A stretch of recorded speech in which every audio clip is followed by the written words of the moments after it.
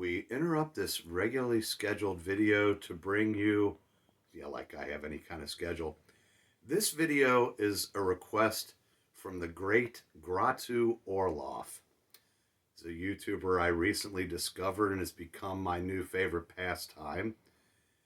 It's like being invited into somebody's house for a conversation, and you get to see a lot of really cool books. And I tell you, his house is like a pop culture museum of the past. It's awesome. And I found his channel thanks to the Comic Crypt of Castle Hills, another YouTuber that does the best haul videos I've ever seen. And his comic book room is legendary. And if I had any kind of talent, I would put links to their channels in the description. Unfortunately, I don't, but they should be pretty easy to find. But I can't recommend both of them high enough. In fact, I was going to say to both, I said, I don't know if you guys have ever thought about live streaming, but I'd love to do a live stream with you guys someday. I don't know, maybe we could call it Four Color Fossils or something. But yeah, we should do that sometime. So anyway, I was requested to do this video by Gratu Orloff because I went to my LCS last week and found a bunch of, it did very well at the dollar tables, so to speak. It's always great when you go in for something and, they've added to the dollar boxes. Some days, sometimes a little bit too great. So I wanted to show some of the stuff that I got, last week. So first I'll start with, you always have to start with a hardcover Ditko monster book because why not? Okay, one of the things I found were most of the issues of Nexus that I needed. And if you're not familiar with Nexus, that was a first comic series done in the 80s by the great Mike Barron, who also created Badger and also was the Flash writer after Crisis. He wrote the first dozen or so of the Wally West Flash and was a Punisher writer, one of my all-time favorites. So we have a 6-part Nexus Badger crossover, issue 45.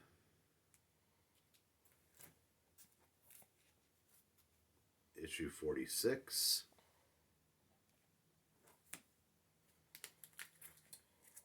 Issue 47.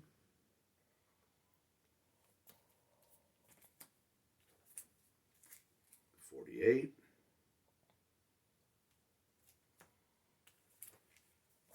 49.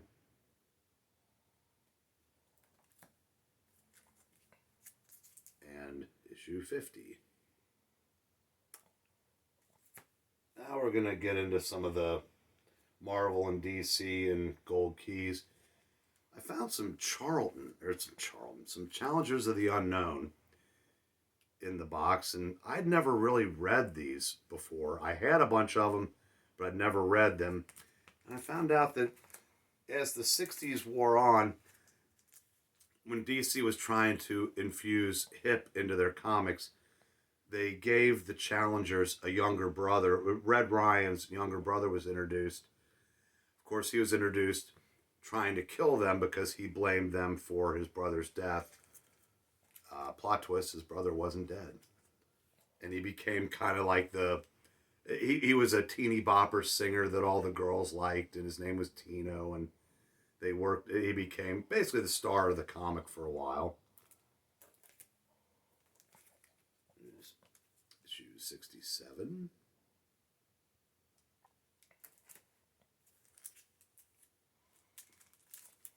Issue 75. The issue of Ghosts. Remember, all of these were $1. Superboy, $1.91.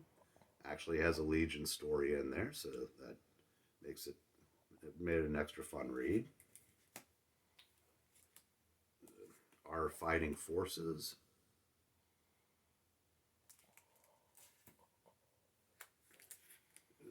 issue of Secrets of Sinister House, a title that began the Secret House of Sinister Love, if I'm not mistaken.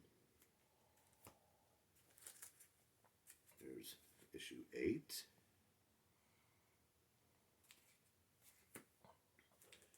Here's an issue of Superman's girlfriend, Lois Lane.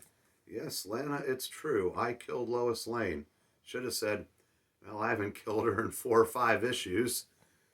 I said, have you ever checked out a website called superdickery.com where you can go in there and see all the covers and all the inside pages of basically Superman being a dick, like the cover where he's out in space and he's disconnecting Lois's air hose. It's well worth it if you haven't checked it out. Some really funny stuff. Unexpected 121.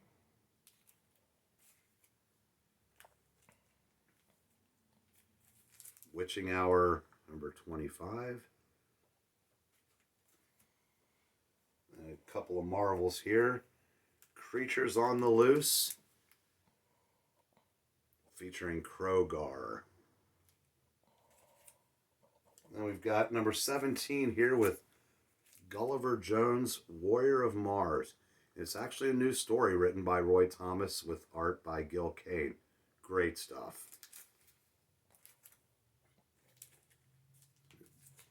Ghost Rider issue 5.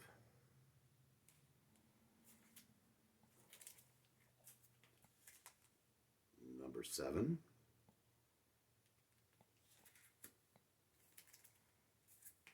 Jungle Action number 9.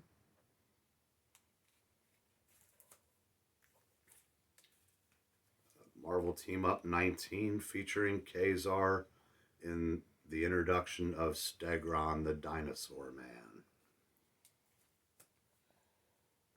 Now we're on to the Gold Keys. Boris Karloff, Tales of Mystery number 22. Boris Karloff, number 23.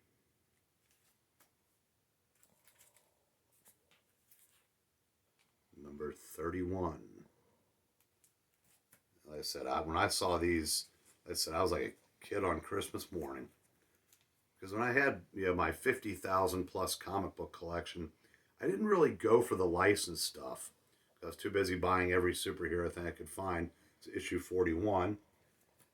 And I really get the feeling I missed out in getting these and reading them. I missed out. Ghost Story issue 24. It's a well-loved issue of The Girl from U.N.C.L.E.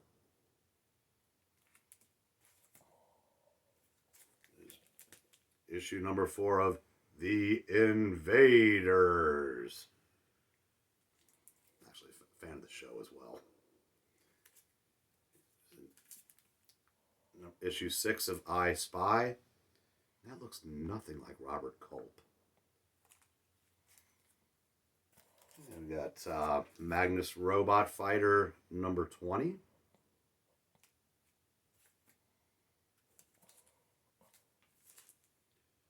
Number 23.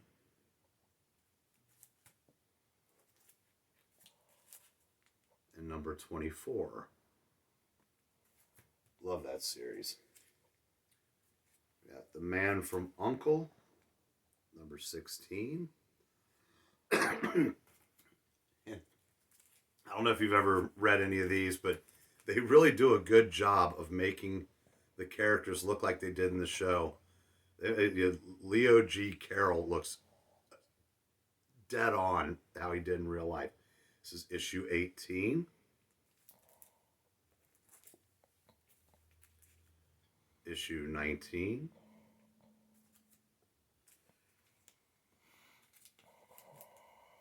Issue 20. Like I said, this was great. I mean, I was getting 4 or 5, 6 of these for the price of one Future State issue.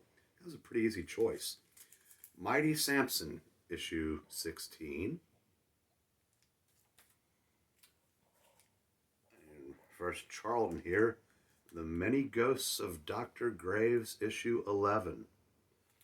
And something I learned today while I was at the store, I didn't know that Hit Parader was actually a Charlton publication. What that has to do with the rest of this? Probably nothing, but I just wanted to show this. Ripley's Believe It or Not, number 24. Ripley's Believe It or Not, 25.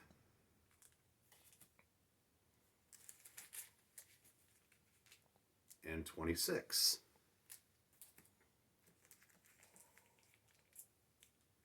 We're coming to the end here. Strange Suspense Stories, number 3.